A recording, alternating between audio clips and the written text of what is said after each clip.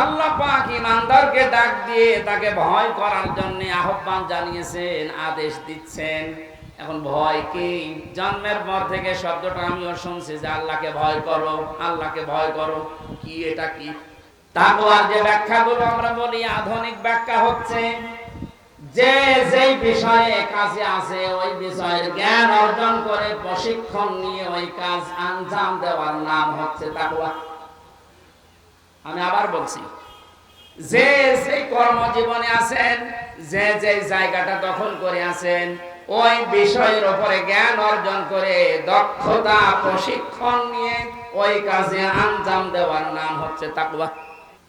আমি আবার বলছি, তাকওয়া মানে শুধু আমার মতো জুব্বা গায়ে দিয়ে বড় পাগড়ি গলায় নিয়ে হাতে তসবিহ নিয়ে শুধু সুবহানাল্লাহ সুবহানাল্লাহ বলা না।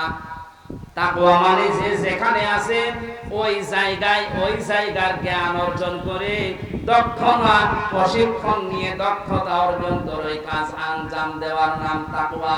এটা যদি আজ বাংলাদেশে থাকতো আমরা অনেক উপরে চলে যেতাম। অধিকাংশ মানুষকে এমন দায়িত্ব পালন করতে দেখা যায় ও বিষয়ে কোনোদিনের পড়াশোনা নেই, দক্ষতা নেই, প্রশিক্ষণ নেই, আন্দাজে ওই কাজে হাত দিয়ে তার 12টা বাজায় আরো বেশি। নিচে নামা লাগবে? ঠিক আছে। তাকওয়ার দ্বিতীয় ব্যাখ্যা হচ্ছে আল্লাহর নিষিদ্ধ কাজগুলো জানার পরে শুধু ছেড়ে দেওয়া না, ঘৃণা করে ছেড়ে দেওয়ার নাম তাকওয়া। কথা বুঝতেছে? আল্লাহ আমাদেরকে তাকওয়া অর্জন করার মাধ্যমে 9টা উপকার করতে চেয়েছেন। দুনিয়া থেকে যদি তাকওয়াবান হতে পারে, তাকওয়া মানে কি শুধু জুব্বা গায়ে দেওয়া, শুধু জিকির করা? যেখানে যেই কাজে আপনি হাত দিয়েছেন, হ্যাঁ আপনি লেবার, কোনো অসুবিধা নেই, আপনি গাড়ি সারেন, মনে করেন গাড়ির মিস্ত্রি, ওই বিষয়ের উপরে লেখাপড়া করে ওই বিষয়ে প্রশিক্ষণ নিয়ে দক্ষতা অর্জন করে ওই কাজকে সুচারুরূপে আঞ্জাম দেওয়ার নাম কি? আরো জোরে বলেন।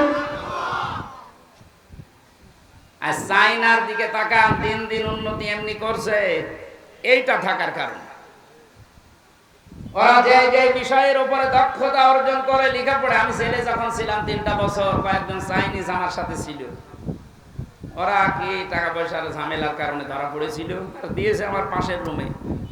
ভাষা তো বুঝতাম না, কিন্তু কর্মদক্ষতা, ওদের যে কাজ কারবার ভেতরে এত বুদ্ধি, জীবনে কোনোদিন কল্পনাও আসে না যে এই পানির বোতল দিয়ে এই কাজ করা যায়। ও ছাতা ওইটা করে দেখাচ্ছে। তো এই বিষয়ের উপরে লেখাপড়া আছে, কর্মদক্ষতা আছে এবং প্রশিক্ষণ নিয়েছে, এই জন্য দিন দিন ওরা উপরে উঠতেছে। আজ আমরা ওদের মতো যদি তাকওয়াটা বুঝতাম আর বাস্তবে কাজে লাগাতাম, আমার মনে হয় যে ষড়যন্ত্র কয়েকদিন আগে প্রধানমন্ত্রী শেখ হাসিনা যে আশঙ্কা করেছে বাংলাদেশ নিয়ে, পার্বত্য চট্টগ্রামের কয়েকটা জেলা, মায়ানমারের কিছু অংশ আর ইন্ডিয়ার কিছু অংশ নিয়ে সাদা চামড়ার যারা আছে তারা কিন্তু গোপন আন্দোলন চালাচ্ছে। এটা একটা স্বাধীন খ্রিস্টান রাষ্ট্র ঘোষণা দেবে। প্রধানমন্ত্রী 14 দলের সাথে গোপন বৈঠক করে যে কয়েকটা কথা শেষের দিকে জানিয়েছে, তার ভেতরে এটা একটা। ওনারে আশঙ্কা যদি সত্যি হয়, আপনি চর্মচোখে দেখবেন এদের ভাগ হয়ে সুদানের মতো, দক্ষিণ সুদান, পূর্ব তৈমুরের মতো খ্রিস্টান একটা স্বাধীন রাষ্ট্র এই এলাকায় চলছে। এটা খুব ভালো সংবাদ নাকি? আমাদের কর্মদক্ষতা, তাকওয়ার এই ব্যাখ্যা যেটা আধুনিক ভাবে করা দরকার, এটা আমাদের করা দরকার। আল্লাহ আমাদেরকে ওই পৌঁছায় যাওয়ার তৌফিক দেন, বলেন আমিন। যে যে বিষয়ে আপনার ছেলেটা, আপনার মেয়েটা যে বিষয়ে অভিজ্ঞতা ছোটকাল থেকে দেখবেন যেদিকে মন আছে, ওই বিষয়ে আপনি তাকে তুলে দিন। সবাইকে আলেম হওয়া লাগবে, সবাইকে ইঞ্জিনিয়ার হওয়া লাগবে না। যে যে বিষয়ের দিকে যেতে চায়, ধাবিত হতে চায়, ভালোবাসে, ওই বিষয়ে যেন জ্ঞান অর্জন করার জন্য রাস্তা পায়, তাকে ব্যবস্থা করে দেন। ও কর্মদক্ষতা অর্জন করে ও প্রশিক্ষণ নিয়ে ওই কাজকে সুচারুরূপে আঞ্জাম দিতে থাকলে দুনিয়া এবং আখিরাত দুইটাই আমাদের জন্য সফল হবে ইনশাআল্লাহ।